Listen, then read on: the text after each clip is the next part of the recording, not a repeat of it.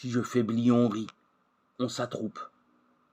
Des misérables s'attroupent contre moi, des gens inconnus qui déchirent à grands cris. Ils blasphèment, ils me couvrent de sarcasme, grinçant des dents contre moi. Psaume 34, 15, 16.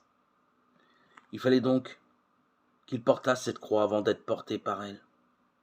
Il l'a portée lui-même en homme vigoureux, et elle lui pesait.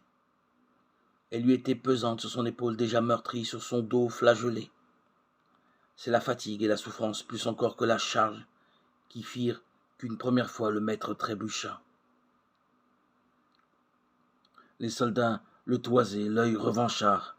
N'étaient-ils pas eux-mêmes, la veille au soir, lamentablement tombés à la renverse, tandis qu'armés de bâtons et de loupiottes, ils étaient venus au jardin de Gethsémani appréhender la lumière du monde.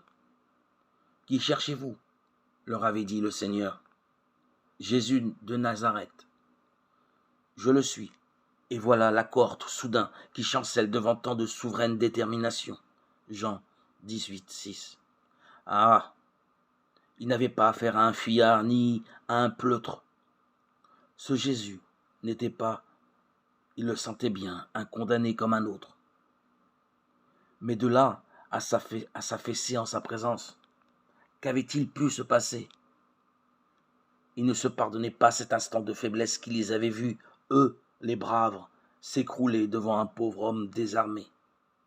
Aussi, n'était-il pas mécontent d'assister au renversement de situation? C'est Jésus maintenant qui était à terre, rampant devant eux, ridicule, de son corps inerte, gisant sur le sol. Seules les lèvres bougeaient encore. Elle murmurait peut-être ces écritures que mystérieusement le Sauveur du monde était en train d'accomplir. Le Seigneur est ma lumière et mon salut. Si des méchants s'avancent contre moi pour me déchirer, ce sont eux mes ennemis, mes adversaires qui perdent pied et succombent. Psaume 26, 1, 2. Qui donc faiblit sans que je partage sa faiblesse? Qui vient à tomber sans que cela me brûle? S'il faut se vanter, je me vanterai de ce qui fait ma faiblesse. 2 Corinthiens 11, 29.